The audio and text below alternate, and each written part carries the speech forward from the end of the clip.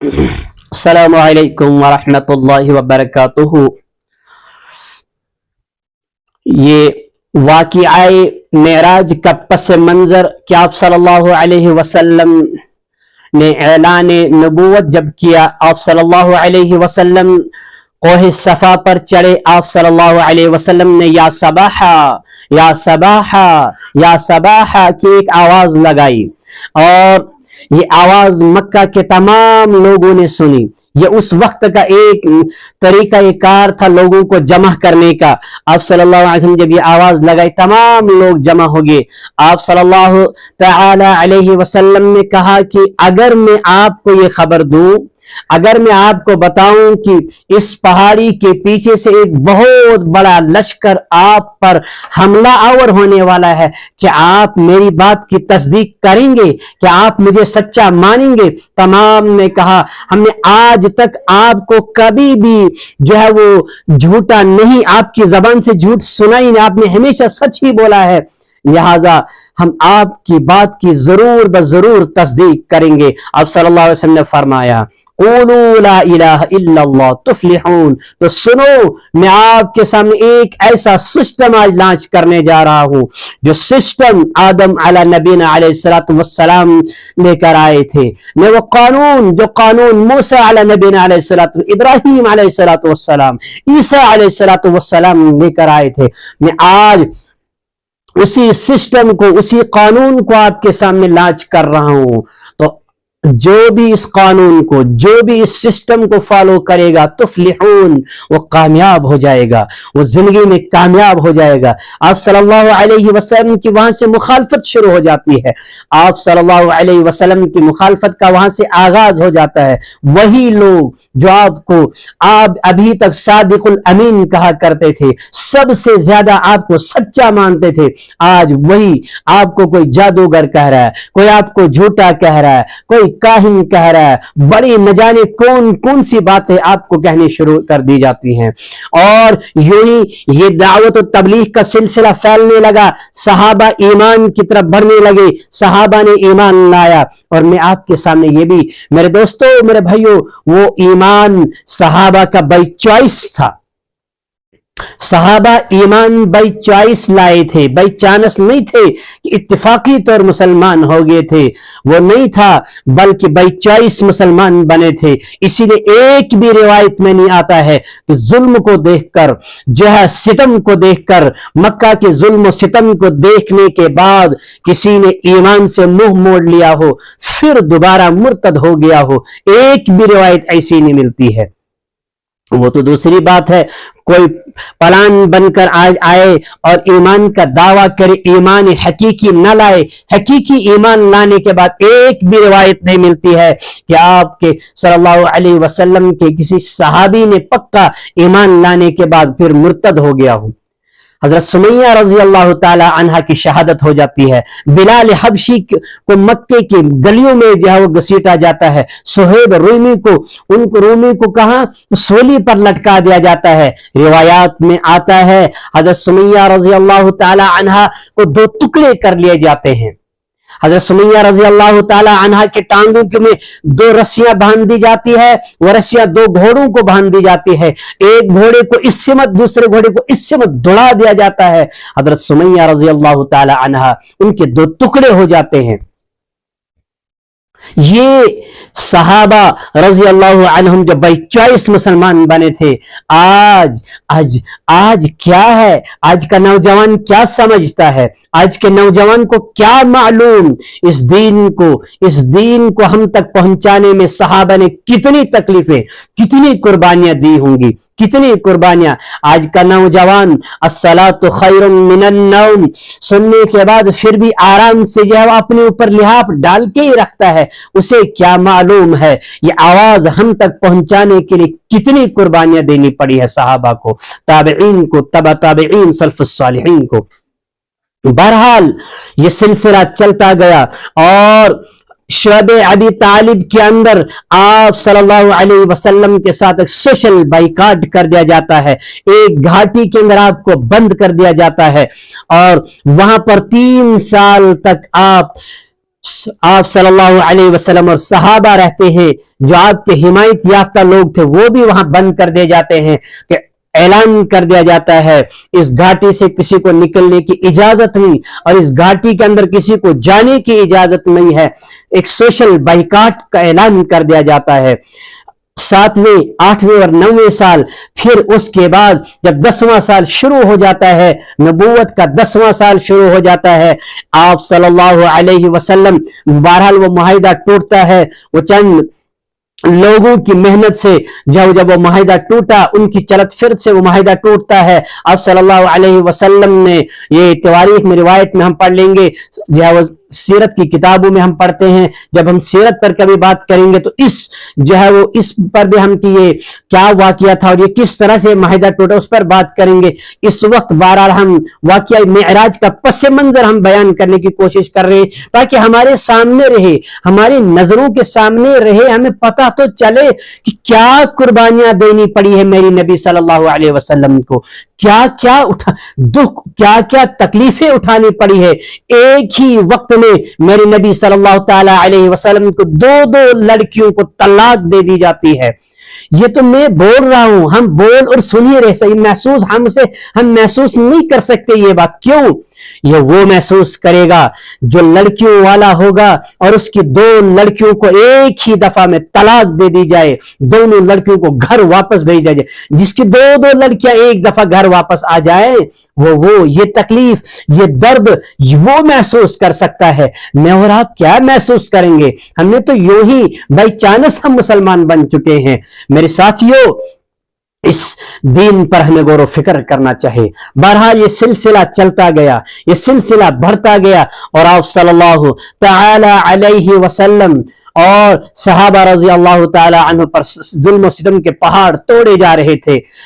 اتنے میں اسی نبوت کے 10ویں سال آپ کے شفیق چچا، آپ کے مشفق چچا، آپ کے مہربان چچا حضرت ابو طالب دنیا سے رخصت ہو جاتے ہیں، انتقال کر جاتے ہیں۔ انا للہ و انا الیہ راجعون۔ اور یہ انتہائی دکھ والی بات تھی، انتہائی غم والی بات تھی۔ اور پھر اسی مہینے یا اسی سال کے اندر پھر جو ہے وہ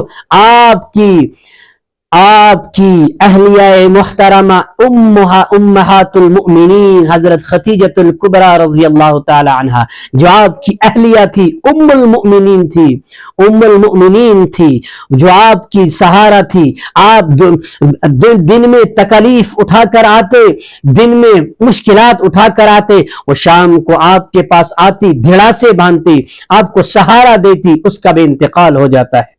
آپ صلی اللہ علیہ وسلم نے اس سال کا نام ہی عام الحزن رکھا، غم والا سال۔ یہ غم والا سال تھا۔ بہرحال اب کیا ہوا؟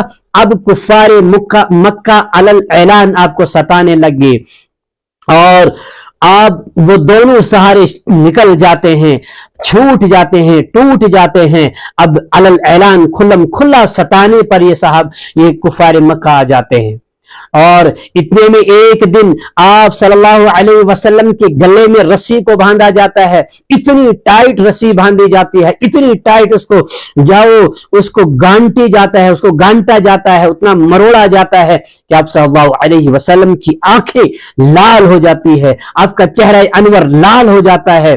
اور ایک کہتا ہے کہ فلاں جگہ اونٹ کی وہ اوجڑی پڑی ہے، وہ اٹھا کر لاؤ، محمد کے گردن پر ڈال دی جائے۔ آپ صلی اللہ علیہ وسلم حتیم کعبہ کے پاس نماز پڑھ رہے تھے، آپ سجدے میں گئے، انہوں نے وہ اوجڑی آپ کے سر پر رکھی اور آپ نیچے سے اپنا سر اوپر نہیں اٹھا پائے۔ کسی نے تب تک یہ بات حضرت خدیجۃ الکبریٰ رضی اللہ تعالی عنہا کے جو پہلے شوہر سے لختے جگر حارث ابن حالہ تھے ان کو بتائی۔ وہ دوڑتے ہوئے آئے اور اسی اسنا میں وہاں پر ہاتھا پائی شروع ہو جاتی ہے۔ حضرت حارث ابن حالہ رضی اللہ تعالی وہاں پر شہید ہو جاتے ہیں۔ حضرت سمیہ رضی اللہ تعالی عنہا اسلام کی پہلی شہید خاتون، یا حضرت حارث ابن حالہ اسلام کے پہلے شہید، مردوں میں پہلے شہید ہیں۔ वहां शहीद कर दिए जाते हैं। हजरत फातिमा ज़हरा रज़ी अल्लाह ताला अन्हा सुनती है, वो आती है और आप सल्लल्लाहु अलैहि वसल्लम के बदन से, आपके सर से वो ओजड़ी को हटाती है और आप सल्लल्लाहु अलैहि वसल्लम को वहां पर उठाती है और फिर आपको सहारा देती है। आप आते हैं। ये था वाक़या करबला। इस वाक़या मेराज का पस मंजर, ये आप सल्लल्लाहु अलैहि वसल्लम मायूस हो जाते हैं, क्या करूं, ये मान ही नहीं रहे हैं।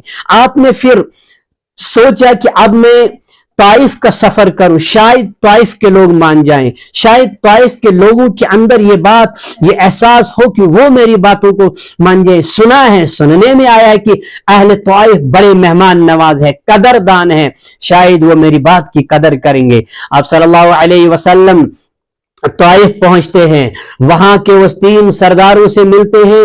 वो कहते हैं कि अल्लाह को तो ही एक मिला था, अल्लाह को इतने बड़े बड़े लोग कोई नहीं मिला, तू एक मिला, इतने बड़े बड़े सरदार थे, तू एक मिला, तुझे वही दे दी है, तू बड़ा नबी बनता फिर रहा है यहां से, हम कोई नबी से भी तुझे मानने वाले नहीं है।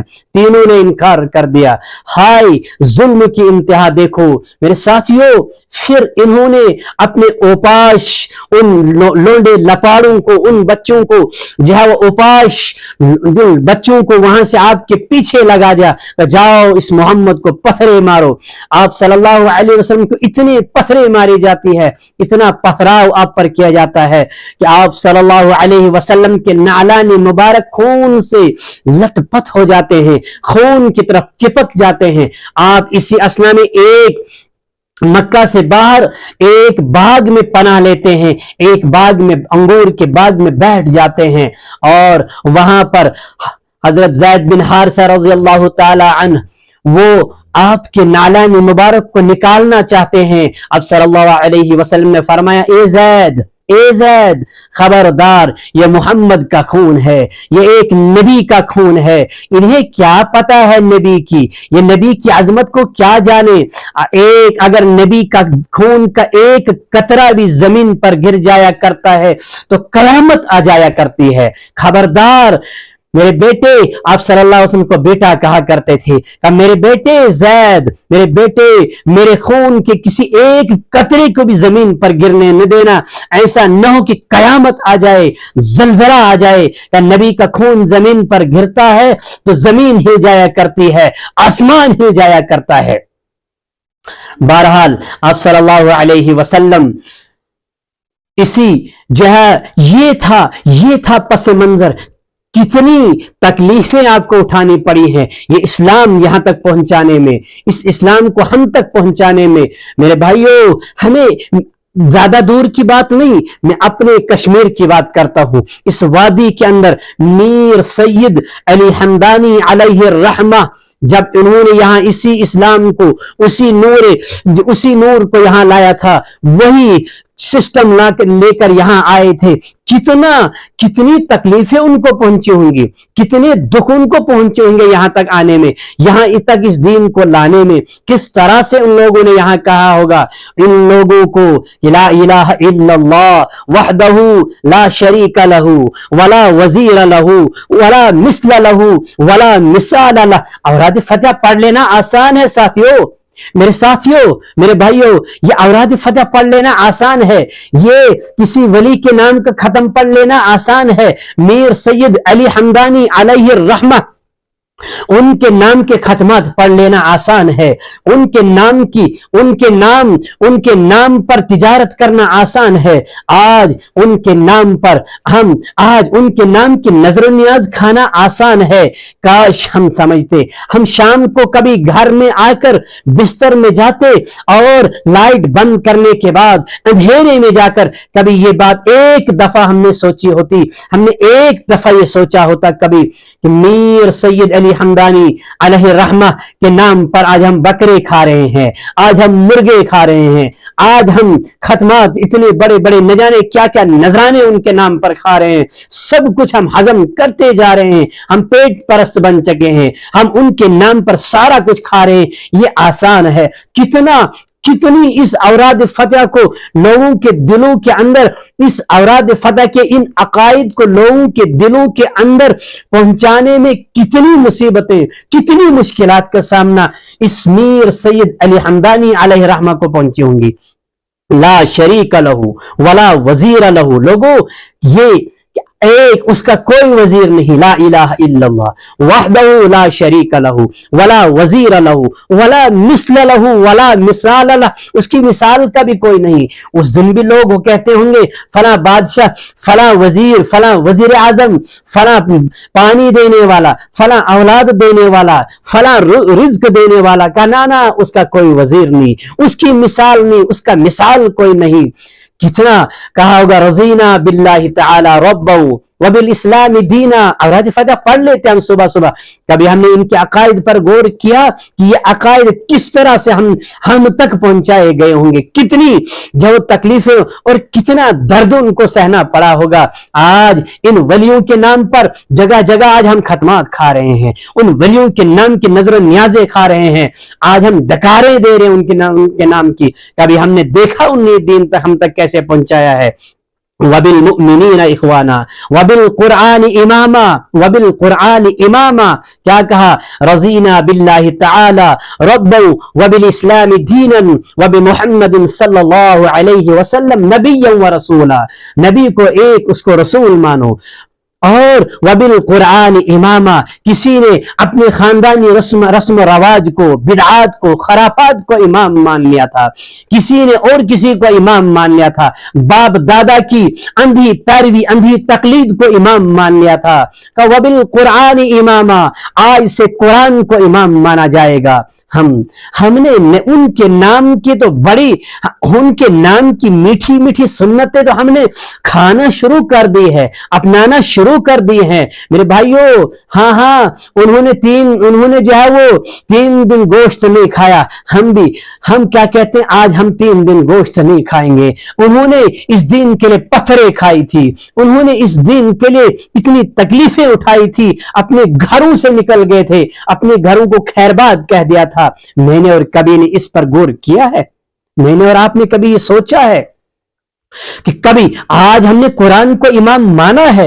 अब वबिल कुरआन इमामा, और मीर सैयद अली हमदानी अलैहि रहमा कह रहे हैं कि वबिल कुरआन इमामा, वो कुरान तुम्हारा इमाम है। हम कहते हैं नहीं, हमारा इमाम हमारी रस्म रवाज है, हमारी बिदअत को हम इमाम मानते हैं, हम खराफात को इमाम मानते हैं। वबिल मुमिनीना इख्वाना, वबिल मुमिनीना इख्वाना। आज के मौलवी साहब को क्या पता, आज के मौलवी साहब को क्या पता मिंबर पर आने के बाद इतनी आसानी से कुफर का फतवा दे दे, इतनी आसानी से जो किसी को तू काफिर, तू पता नहीं क्या, तू फला। हाय, क्या हमने कभी छोटी सी भी गलती हो जाए, छोटी सी भी ऐसे खता हो जाए, लग्जिश हो जाए ना, उस पर भी तूफान बदतमीजी सोशल मीडिया पर, मिंबर और मेहराब पर शुरू कर देते हैं। क्या कभी हमने गौर फिक्र किया है इस दीन को हम तक पहुंचाने में कितनी तकलीफें उठानी पड़ी? अल्लाह के नबी को, सहाबा को, मीर सैयद अली हमदानी जो यहाँ औलिया कश्मीर थे, या थे पीरवेर से थे वनन, क्यों बोलते थे इसको? ये पीरू औलियाओं की वादी थी, ये औलिया की स्टेट थी, इसमें इतनी तकलीफें, ये सब कुछ दीन हम तक पहुंचा था।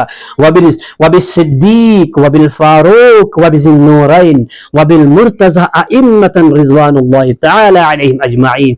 ये तुम्हारे इमाम है, ये तुम्हारे इमाम है, कुरान तुम्हारा इमाम है, ये तुम्हारे सितार हैं, ये हमें इस कश्मीर का बानी, जो कश्मीर में मुसलमानों की बुनियाद रखने वाला, वो कह रहा है ये तुम्हारे सितार है। अस्सहाबी कन नुजूम, कहा इन सहाबा के फॉलोवर बनो, तुम इनके फॉलोवर बनो, ये है तुम्हारे असली सितार, इनके पीछे चलना शुरू कर दो।